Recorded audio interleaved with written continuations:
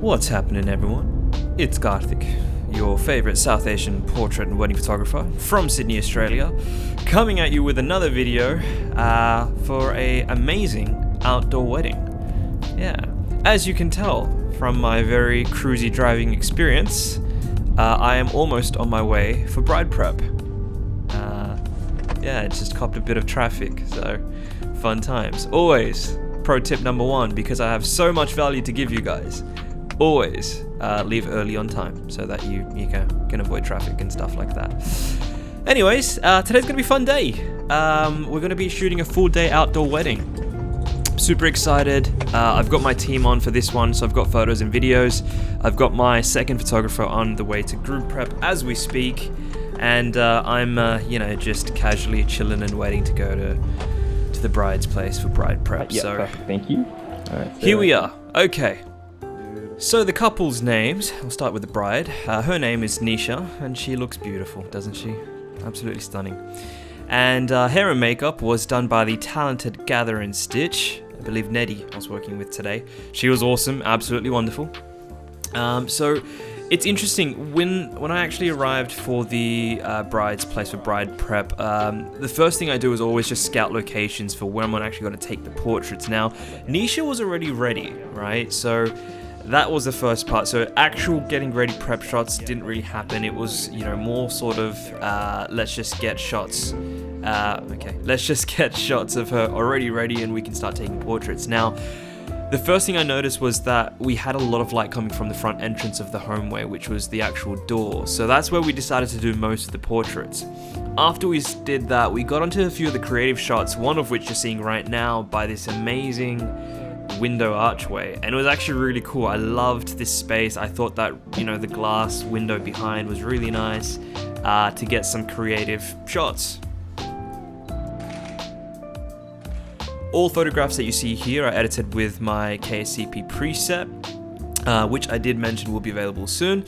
The photographs are taken on either the Canon R6 or the Canon 5D Mark IV, but I think 90% of today's work was on the Canon R6 anyways.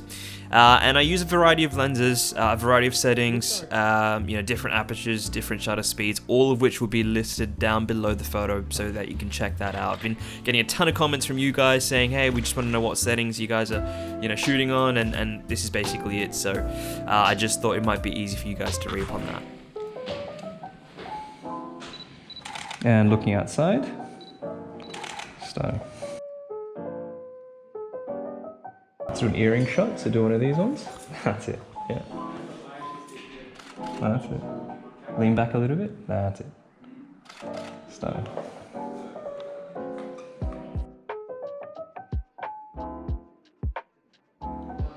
Try not to blink. I found this window, or kind of artificial window actually. It looked like a window, but there was some lights behind it, which I really fell in love with. So I was just getting some portraits side by this, natural or artificial light rather, which were pretty cool.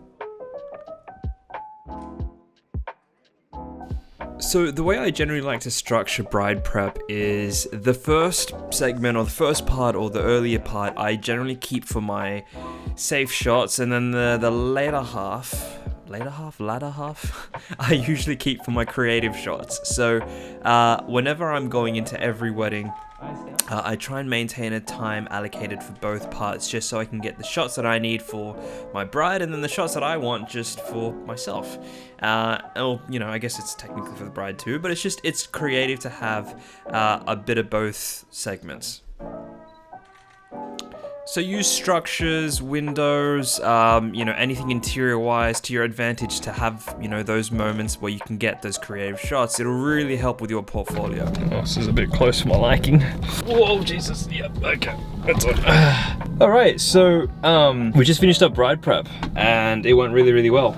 Anyways, right now we're on our way to Curzon Hall, so we can capture the wedding. Sorry, it's a bit hard to vlog and do this at the same time. Look at me. Like, comment, subscribe. I had to put on a belt with one hand. Vlogging and driving is really not easy, so I hope you guys appreciate this. and so I can talk to you casually. No, a lot of you guys have been asking me about my presets. Now, a little fun fact, I told myself that when I get to 1,000 subscribers, the preset will be made available. So from now until then, just sit tight, be patient, keep watching these YouTube videos, and watch how I basically, I don't know, document my entire journey with photography. And yeah, if you guys do like it, you know, show it some love, hit that thumbs up, comment down below, subscribe. I don't know how many people are documenting Indian weddings behind the scenes and like taking you guys on like my GoPro or like over the shoulder view and, you know, showing you guys exactly what it is that happens. But I want to start doing more of these styles of videos because I find that brings most of my couples, most of, you know, you photographers who are interested in photography, more value than me sitting and talking to the camera. Alright guys, I don't know if you can hear me or not. I don't have the actual mic set up, but right now we're actually at the venue for Ajay and Nisha's, so yeah, it's pretty cool. I can show you around.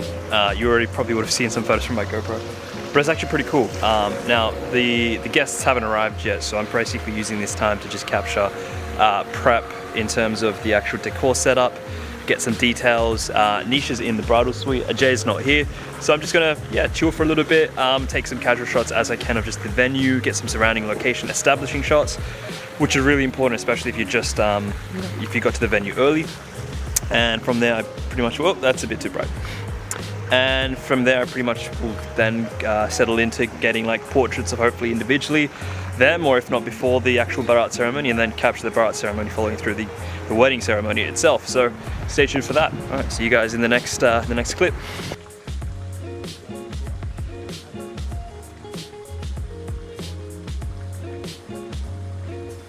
So for decor or mandap setup shots, or just shots where you know the wedding's gonna happen, just get enough shots of the actual, you know, venue. In this case, it is an outdoor wedding, so I'm super pumped and excited to bring you, you know, a first YouTube video of an outdoor wedding that I've captured.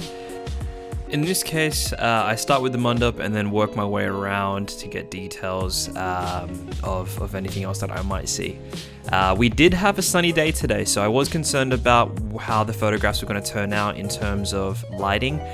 So I made sure that I tried to underexpose rather, so I can recover a little bit of those highlights whenever I'm shooting, you know, relatively into the sky. When it comes to getting, you know, decor or details, anything that you know is visually aesthetic or important, just try and capture that. In case you just don't know what that could be, then capture everything.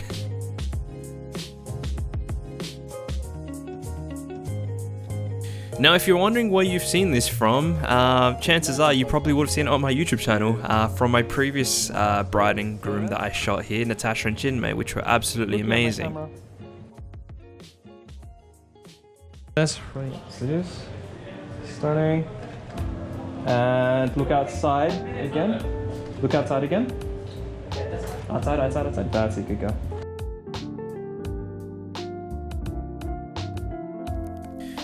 Pro tip, so whenever you find a really lovely spot at a venue or you've got some time, stay there, just stick with it and just get as many varieties there as possible. Despite it might feel that you're overshooting one spot, if you keep changing your focal length, going back, going forward, going mid-frame, out of frame, wide shot, you'll end up getting a variety of different images that you could use for your gallery, for the client, as well as for your own portfolio. And you'll thank yourself later when you look back at it and go, wow, you know, I got some amazing shots. So Curzon Hall is by far one of my favorite venues. I think there's just so much to do there, whether you do an indoor wedding, whether you do an outdoor wedding, and it's always really stunning. Nisha's little shoot here that I did was all shot on the 24-70, so I didn't really use this lens too often, but I'm starting to fall in love with it in terms of its versatility. So it's just easy to get, you know, decent shots, wide or tight, at a, you know, relatively wide open aperture at 2.8 if I need, or I can go higher.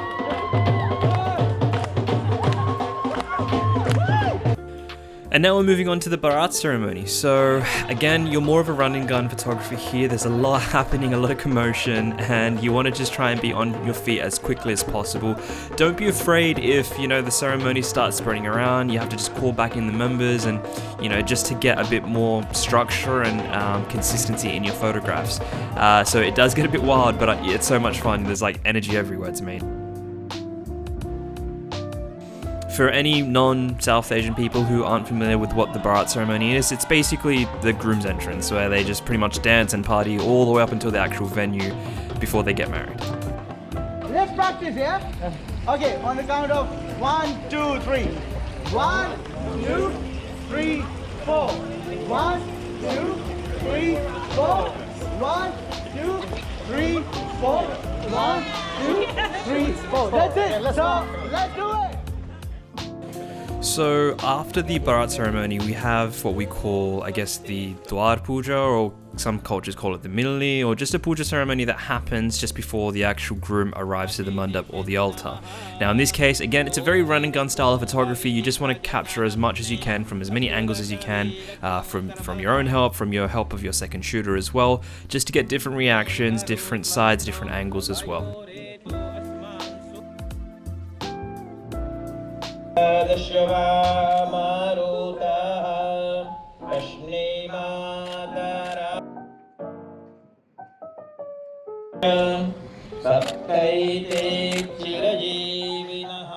And now pretty much comes the fun part. So whenever the wedding ceremony actually begins, when the bride is still not there and it's just pretty much the groom doing the rituals, I automatically by default switch to the 7200 and start getting close-up reaction, candids, details, everything that's, you know, pretty much consumed entirely of culture and ritual.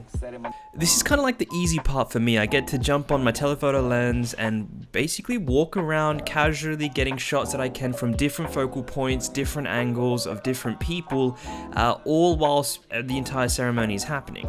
For safety, I'll just have my second shooter doing, you know, the bare minimum, sticking near, you know, the actual mandap side of things and getting shots where I'm not, or just working opposite around me at the entire time, so I get a variety of creative as well as safe shots throughout the entire wedding process. Now the actual cameras that I'm using, again, I said earlier at the video, was the Canon 5D Mark IV and the R6, but I was also shooting a combination of different lenses. I think my predominant two focal lenses were the 85 and 35, one telephoto and one wide. The benefit of having the prime just allowed me to go a bit more wider on the apertures. Shout out to this dog, by the way. I've never seen a dog at a wedding before. Anyways, and so what that ends up doing is just allows you to get, you know, more shallow depth of field shots, more creative shots, more tighter portraits, wider portraits at better quality images because, again, they're technically prime lenses, right? So I might make a video about, you know, the what two lenses I use or the what cameras I use separate to this, but inevitably it's going to be the 35 and 85, and anything that I'm not using I might just instruct my second shooter to use aside from that. Details like this of the groom also just doing the rituals as per normal, super important, so try and get a variety of candids as they happen when they unfold. Now again, you don't have to be South Asian or of any sort of, you know, Indian or, culture to understand these rituals, but just know that they are important, so stick near the mandap, the altar, whenever these things are happening, so that you can capture them when they unfold. And at the same time, if you get some candid moments like this, then even better.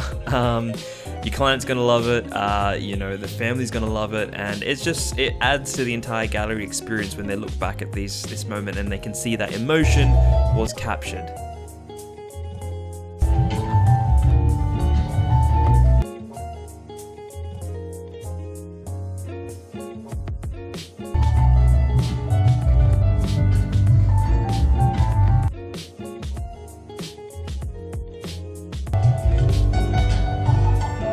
Again, pro tip, you never want to forget the groom's reaction when the bride is walking down the aisle.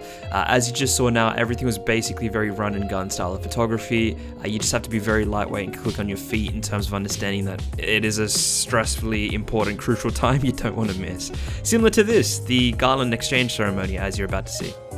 So I took the center spot to get my safe shots, a combination of tight, wide, details as you're about to see, but then after that I knew we had a bit of time because the priest is going to chant some stuff and it's just going to take a bit of a process just to get my reactions of the bride and groom, which you're about to see as well.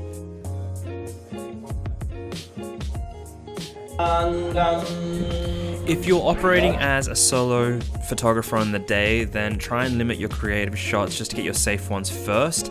Whereas if you've got another photographer there, then you can move around a bit more freely.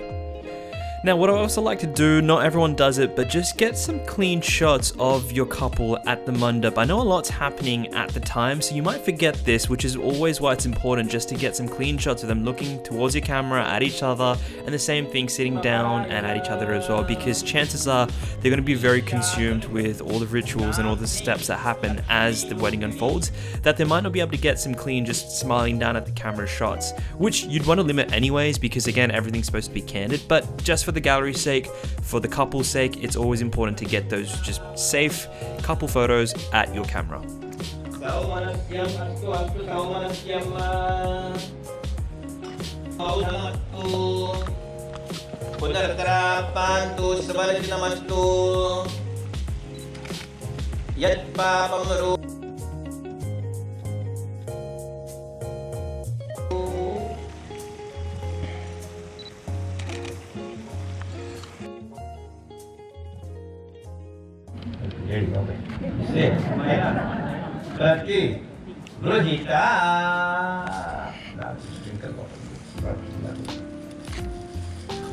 So now it's pretty much just a combination of candids, tight shots, wide shots, details, emotions, reactions, you name it. And it's pretty fun, especially with this outdoor setup. I was actually having a great time photographing this amazing, beautiful wedding.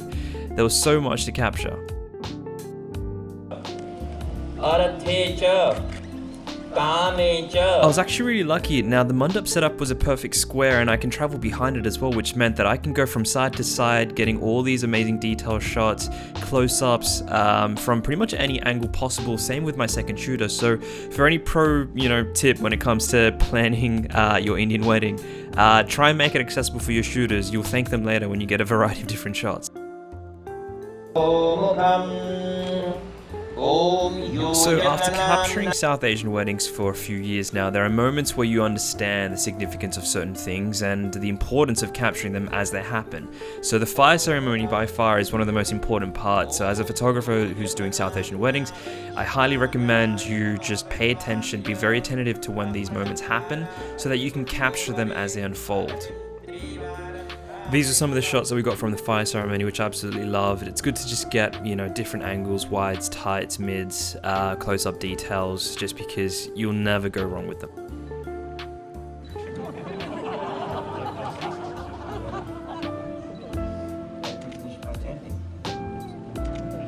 Shout out to this bondage. I've actually shot with him a few times. He's, actually pretty funny.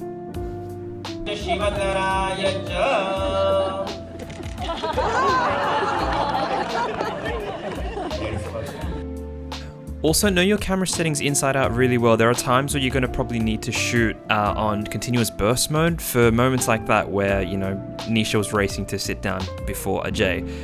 Again, just be mindful of certain things before they happen if you can anticipate them. Right now we have the 7 steps, so I love this part. It's actually great for getting detail shots. So I just, whipped out my 85 and just got some really nice tight portraits, moving around the mandap, side by side, getting different reactions of both the bride and groom.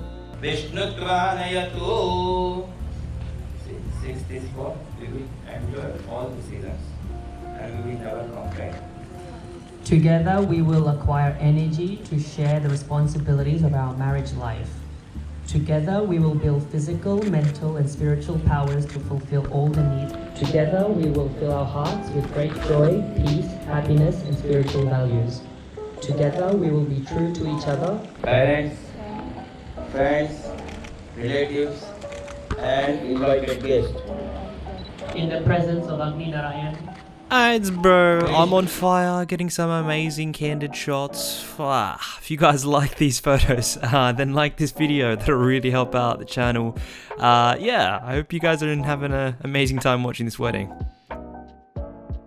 Congratulations to both of you.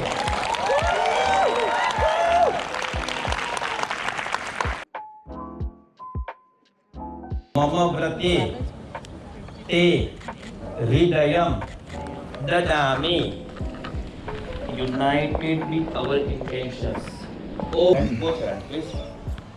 Towards them, look at them, and you to place them from the bottom of the heart.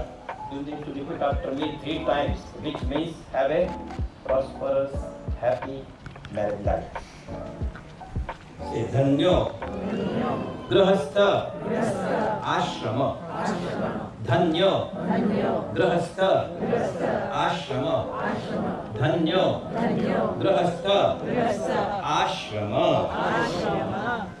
Have a happy, prosperous married life. Dear ideal couple. Alright, and that was the wedding. Now we're on to the final part, the post-wedding photo shoot. So, yeah, this is going to be fun. Just getting some fun shots in front of this amazing gazebo.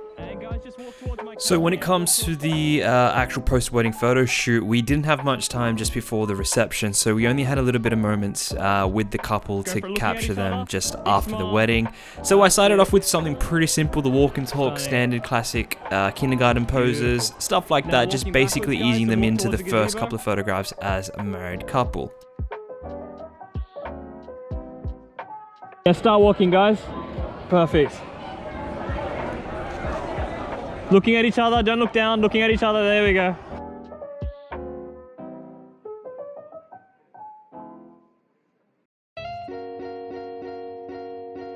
Oh, that's it. Look at each other, guys. That's it. Let's go for a forehead kiss. Eyes down, stunning. Nose dance, nose kiss, or like rub your noses together. Oh, that's yeah, that works too, that works. Stunning, fantastic. So in moments like this, all I basically try and do is go trigger button smash and get as much as I possibly can within the limited time that I've basically got. I try and instruct my couples to do a certain few poses that are cute and cuddly, and I just go crazy on the button whenever I see something worth photographing. And amongst all of that, I move back and forth to get different focal lengths with my two different lenses, both 35 and 85, and that pretty much consumes most of the post-wedding photo shoot. Guys, I am going to wrap it up here. If you guys did enjoy this video, you found a ton of value, then please do like, comment down below what your favorite image was, or what you really liked about this outdoor wedding, and subscribe so I can keep giving you guys as much value each week as possible. Eyes down towards your shoulder, Nisha. Eyes down towards, and Ajay, I want you to give her a kiss on the cheek for me, buddy. 3, 2, 1, go for it. Good man.